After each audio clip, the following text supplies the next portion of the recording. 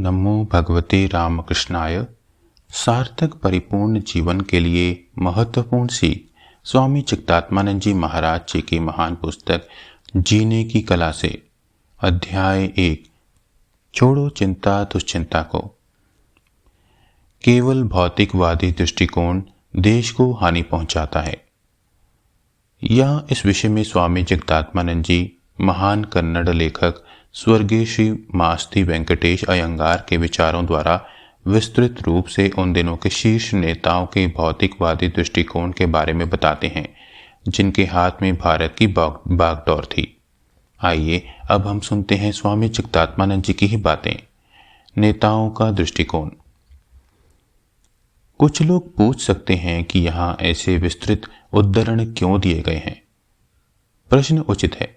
आध्यात्मिक आदर्शों में पहले से ही दृढ़ श्रद्धा रखने वालों को इनकी कोई आवश्यकता नहीं, परंतु यह आधुनिक काल के ऐसे शिक्षित लोगों को सच्चाई का स्पष्ट रूप से बोध कराने के लिए है जो एक ओर तो धर्म भाव से रहित हैं और दूसरी ओर धर्म पर आक्रमण करना अपनी वैज्ञानिक दृष्टि का परिचायक मानते हैं।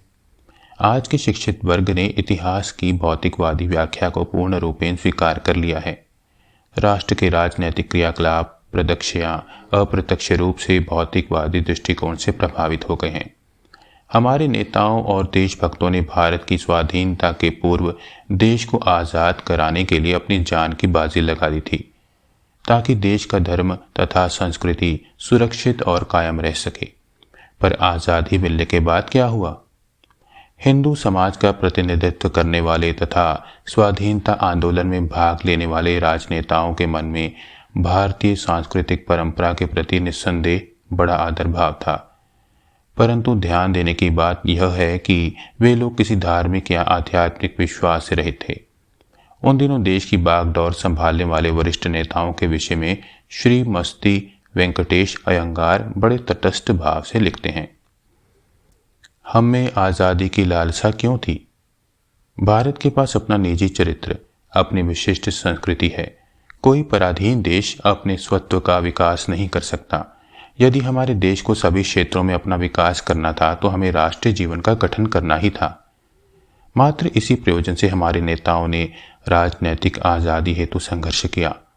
राजनैतिक रूप से स्वाधीन किसी देश का इससे भी अधिक हित तब होता जब वह सांस्कृतिक स्वाधीनता की प्राप्ति कर लेता, परंतु हमारे दुर्भाग्य से ऐसा नहीं हुआ।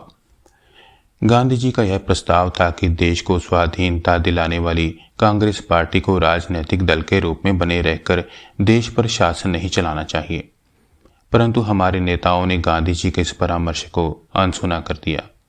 कांग्रेस सत्ता में आई और पंडित जवाहरलाल नेहरू भारत के प्रधानमंत्री बने। नेहरू एक कुलीन परिवार में जन्मे थे। वे स्वभावतः एक आदर्शवादी थे। इंग्लैंड में शिक्षित होने के कारण वे उस समय के उदारवादी राजनैतिक चिंतकों से प्रभावित थे।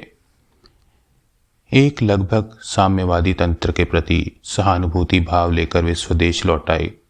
वे लोगों के जीवन के अभावों के प्रति संवेदनशील थे, पर जन्म से हिंदू होने के बावजूद हिंदू धर्म में उनका विश्वास न था। भारतीय राष्ट्रीय कांग्रेस के नेता के रूप में वस्तुतः वे महात्मा गांधी के दाहिने हाथ के रूप में काम करते थे, परंतु गांधी जी के जीवन को प्रेरित करने वाली भावनाओं और विचारों के लिए उनके मन में कोई जगह न थी। गांधी जी कहा करते थे, यह संसार ईश्वर नामक एक दिव्य शक्ति से संचालित होता है। जवाहरलाल नेहरू को ईश्वर से कोई प्रयोजन नहीं था। महात्मा गांधी ने कहा था, मैं हिंदू हूँ। मैं हिंदू धर्म का आचरण इसलिए करता हूँ क्योंकि यह किसी अन्य धर्म का खंडन नहीं करता। इसमें सभी धर्मों का सार समाहित है। पर नेहरू जी का हिंदू धर्म से गहरा परिचय नहीं था। महात्मा गांधी प्रतिदिन संध्या को एक प्रार्थना सभा का आयोजन किया करते थे, लेकिन पता नहीं पंडित नेहरू प्रार्थना को उपादेय समझते थे या नहीं। महात्मा गांधी ने जन भावनाओं को समझकर जनता के कल्याण हेतु कार्य करने वाली राजनैतिक प्रणाली को राम राज्य कहा। जब एक बार किसी ने राम राज्य की ओर संकेत किया तो नेहरू ने कहा था, राम राज्य क्या है, मैं उसे नहीं जानता। कभी कभी पाश्चात्य चिंतक बौद्ध धर्म की यह कहकर प्रशंसा करते हैं कि वह एकमात्र ऐसा धर्म है जो बौद्धिक रूप से विश्वसनीय है। जवाहरलाल नेहरू बुद्धिवादी थे। उन्होंने इसे बिल्कुल उपयुक्त पाया होगा। उनके मतानुसार शायद बुद्ध के आविर्भाव से ही भारत का इतिहास प्रारंभ हुआ। इसलिए सारनाथ का सिंह स्तंभ हमारा राष्ट्र प्रतीक है और राष्ट्रीय ध्वज के मध्य में अशोक चक्र है। जब संविधान सभा ने भारत को स्वाधीनता दिलाने के लिए ईश्वर को धन्यवाद देने का प्रस्ताव रखने का विचार किया तो पंडित नेहरू को यह पसंद नहीं आया और उस विचार को त्याग दिया गया। गांधी जी को राष्ट्रपिता इसलिए कहा गया क्योंकि उन्होंने राष्ट्र सेवा में ही अपना जीवन अर्पित कर दिया था। गांधी जी का यह विश्वास था कि ईश्वर की सत्ता है और राम ईश्वर के ही एक रूप हैं।